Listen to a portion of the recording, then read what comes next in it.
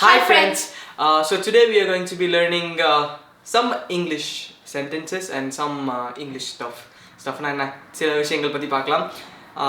இன்னைக்கு நம்ம முதல்ல கத்துக்க போறது என்னன்னா இது வந்து நம்ம அடிக்கடி பயன்படுத்துற ஒரு வாக்கியம். வீட்டுக்கு யாராவது விருந்தாளி வந்தாலும் இதை நம்ம பயன்படுத்தலாம். இல்லை வீட்டில் சும்மா இருக்கும்போது கூட அவங்க பசங்க இல்லை அக்கா தம்பி யார் இருந்தாலும் பயன்படுத்தலாம். இப்போ நம்ம வீட்டுக்கு யாராவது விருந்தாளி வராங்கன்னா நம்ம சொல்லுவோம் இல்லையா, உட்காருங்க உட்காருங்க, சேர் எடுத்துக்கோங்க உட்காருங்க அப்படின்னு சொல்றோம் இல்லையா. இப்போ இதே வந்து நம்ம இங்கிலீஷ் சொல்றதா இருந்தா சிட் அப்படின்னு மட்டும் சொல்லலாமா?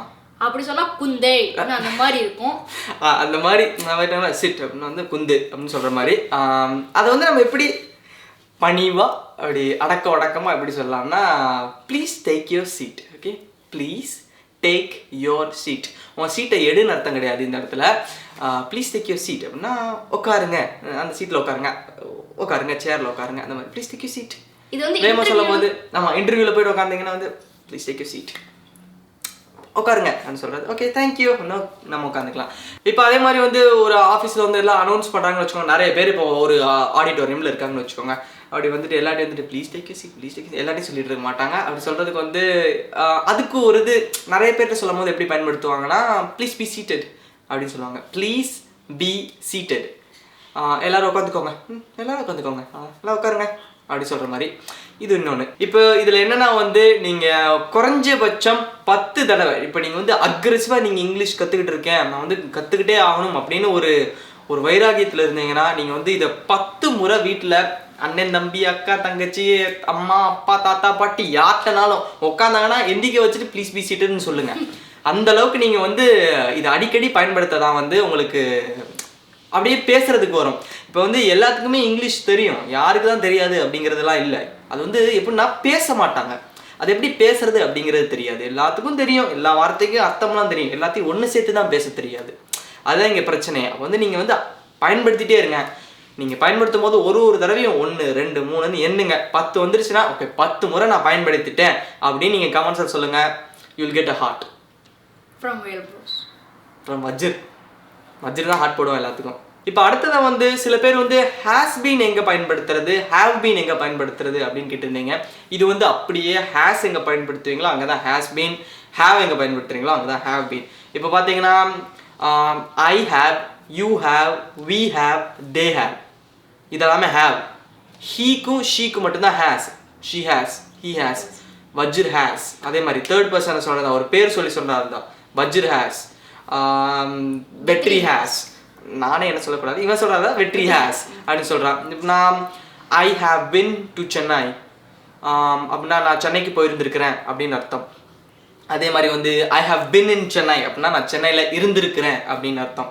இப்போ பார்த்தீங்கன்னா இப்போ ஒரு ஆளை நீங்கள் பார்த்த மாதிரி இருக்குன்னு வச்சுக்கோங்க. இவங்களை யாரும் எங்கேயோ பார்த்த மாதிரியே இருக்கே அப்படின்னு சொல்லிட்டு அவங்ககிட்ட போய் கேட்குறதா இருந்தால் have you been in Chennai, have you been in Chennai, சென்னையில் இருந்தீங்களா, சென்னையில் இருந்திருக்கீங்களா அந்த மாதிரி. அப்போ அவங்க வந்து I have been in Chennai for more than 3 years, for more than 4 years, no I have not been in Chennai. இந்த மாதிரி 2 விதமான பதிலும் சொல்லலாம். இதுதான் இங்கே தான் ஹேவ் பீன் ஹேஸ் பீன் பயன்படுத்துறது. இப்போ வந்து Vajr has been in USA for more than 3 years. இப்போ இந்த இடத்துல வந்து வஜ்ர் அமெரிக்காவில் இருந்தான் அப்படின்னு சொன்னால் இருந்தான் அப்படின்னா பாஸ்ட் டென்ஸ். அப்போ அதுக்கு வந்து வாஸ் தானே நீ பயன்படுத்தணும் அப்படின்னு கேட்டிங்கன்னா இந்த இடத்துல வாஸ் பயன்படுத்தினா எப்படி வரும்னா வஜ்ர் வாஸ் இன் அமெரிக்கா, வஜ்ர் அமெரிக்காவில் இருந்தான், அவ்வளோதான். இப்போ வந்து நான் இந்த இடத்துல இருந்திருக்கிறான் அப்படின்னு சொல்லணும்னா அப்போ தான் ஹேஸ் பீன் உள்ள வருது.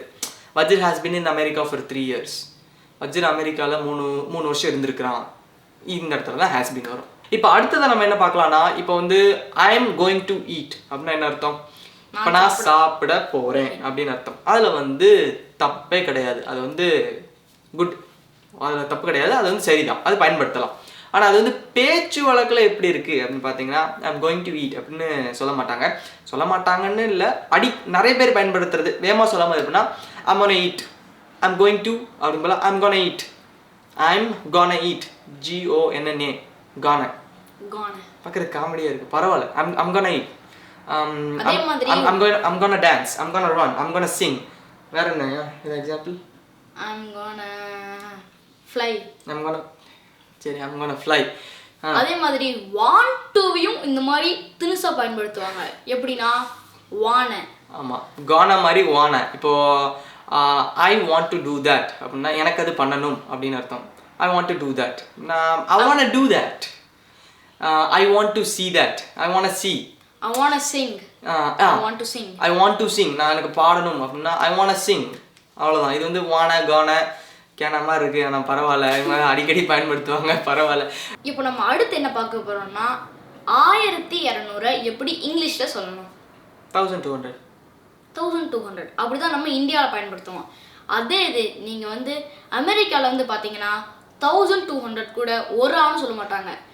பார்த்தீங்கன்னா பாதி பேர் வந்து புரிஞ்சுக்குவாங்க, ஆனால் மற்றவங்களாம் பக்கம் தான் முழிப்பாங்க. அங்கே எப்படி சொல்லுவாங்கன்னா 1200. 1000 அவங்க நிறைய. ஆனால் 1200 சொல்கிறது வந்து தப்பு கிடையாது, அது வந்து சரிதான். ஆனால் அங்கே பயன்படுத்துறது அப்படிங்கும்போது பேச்சு வழக்கில் இருக்குங்கிறது அமெரிக்காலேயே கனடாலே எப்படி தானே தெரியல, ஆனால் அமெரிக்காவில் அங்கே இருக்கும்போது அதே தான், இங்கேயும் அதே தான். ஏன்னா அங்கே இருக்கிற மாதிரியே தான் இங்கேயும் எல்லாருமே இருப்பாங்க. அப்போ அது எப்படின்னா, இப்போது ஒரு இது வந்து எங்களுக்கு எங்கே நடந்துச்சுன்னா, நான் வந்து ஒரு எங்கள் வீட்டு பக்கத்தில் யூஎஸில் வந்து ஒரு பெட் ஷாப் இருந்துச்சு. நாய்க்குட்டி பூனைக்குட்டிலாம் அங்கே நிறையா இருக்கும். சரி போய் பார்க்கலாம் அப்படின்னு போனோம். போனோடனே அங்கே வந்து $5 கேட்டாங்க. $5 எதுக்குன்னா போய் பார்த்துட்டு விளையாண்டுட்டு வரதுக்கு அப்படின்னாங்க. இல்லை நான் பார்க்க மட்டும் தான் வரோம் அப்படின்னா, சரி அப்போ சும்மா போங்க விளையாட விடலாம்னா சும்மா பார்த்துட்டு மட்டும் வந்தோம். அப்போ கேட்கும்போது இந்த நாய்க்குட்டி எவ்வளவு அப்படின்னு நான் கேட்டேன். அதுக்கு வந்து அவங்க 1200 அப்படின்னாங்க. 1200 சரி ஏதோ சொல்கிறாங்க, எனக்கு புரியவே இல்லை அப்படின்னா வீட்டுக்கு வந்துட்டேன். அடுத்து மறுநாள் வந்து நான் பள்ளிக்கூடம் போயிட்டு என்னோட நண்பன்ட்ட கேட்டேன், என்னடா இது 1200ங்காங்க அப்படின்னா என்னடா அப்படின்னா அவன் எழுதி காமிச்சான். ஏன்டா இது 1200 அப்படின்னா, ஆமாம் அது சரிதான், ஆனால் அது சொல்கிறது நீ எப்படி சொல்லுவேன் அப்படின்னு கேட்டான்.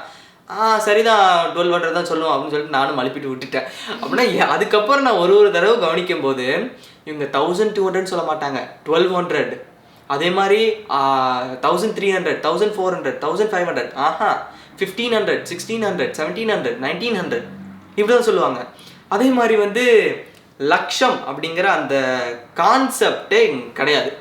இங்கே வந்துட்டு இதே மாதிரி தான் இது ஒரு கதை நடந்துச்சு. அவன் வந்து ஒரு ஐஃபோன் வச்சுருந்தான் என் ஃப்ரெண்டு. அவன்கிட்ட போயிட்டு நான் கேட்டேன், இது எவ்வளோடா அப்படின்னு கேட்டேன். அவன் வந்து சொன்னான் வந்து 100,000 அப்படின்னா. 100,000 ஏன்னா நான் இந்தியன் ருபீஸில் கன்வெர்ட் பண்ணி கேட்கும்போது அவன் சொன்னான் 100,000 அப்படின்னா.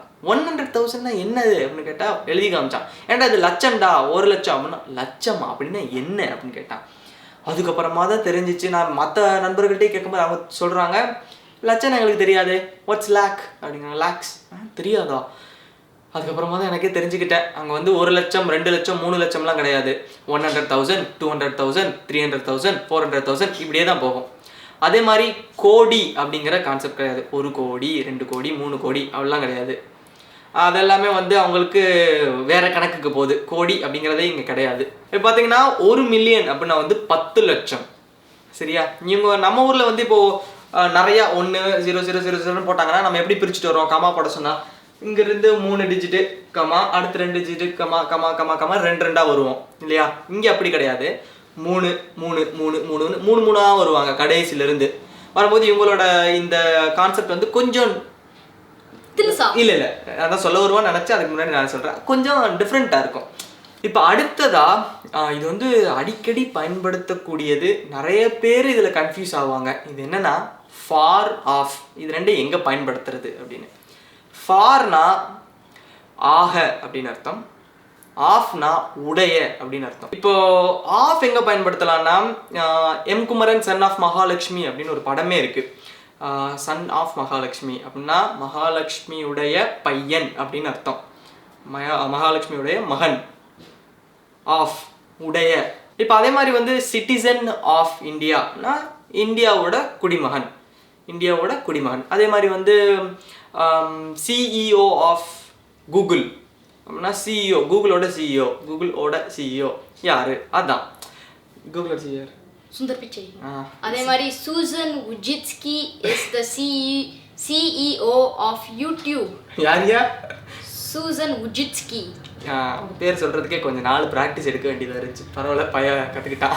சரி, இப்போ இதுதான் வந்து ஆஃப். இவ்வளோ நேரம் ஆஃப் பற்றி பார்த்துட்டு இருந்தோம். இப்போ அடுத்தது வந்து ஃபார். ஃபார் எங்கெங்கெல்லாம் பயன்படுத்தலாம்னா ஆக அப்படின்னு சொன்னேன் இல்லையா? இப்போ வந்து எனக்காக ஃபார் மீ, உனக்காக ஃபார் யூ, அதே மாதிரி எங்களுக்காக for us. For us. For ஆக ஆக ஆக. தட்ஸ் ஃபார் ஹிம், அது அவனுக்காக. தட்ஸ் ஃபார் ஹர், அது அவளுக்காக. தட்ஸ் ஃபார் அஸ், அது நமக்காக. இப்போ அவ்வளோதாங்க. இதுதான் வந்து ஆஃப்க்கும் ஃபாருக்கும் உண்டான வித்தியாசம். ஆஃப்னா உடைய, ஃபார்னா ஆக, அவ்வளோதான். இப்போ சில பேர் வந்து கமெண்ட்ஸில் I am poor of English அப்படின்னு சொல்லியிருந்தாங்க.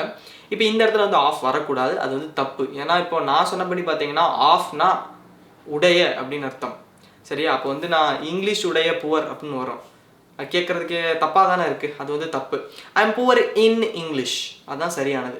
இன் இங்கிலீஷ், நான் இங்கிலீஷில் புவர், இங்கிலீஷில் இன்னுனா அதில் இதில் அந்த மாதிரி வரும். இப்போ இது மட்டும் தெரிஞ்சுக்கோங்க, இந்த இடத்துல வந்து இன் தான் வரும், ஆஃப் வராது. சரி நண்பர்களே, இன்னைக்கு வீடியோ அவ்வளோதான். இப்போ நம்ம கற்றுக்கிட்டது எல்லாமே நீங்கள் அடிக்கடி பயன்படுத்துங்க. பட்ஜெட் இந்த ஹார்ட் விலும் பட்ஜெட் சொன்னால அதே மாதிரி நம்ம அடுத்த வீடியோ சந்திக்கலாம். அதுவரையும் உங்களிடமிருந்து விடைபெறுவது உங்கள் வேல் ப்ரோஸ்.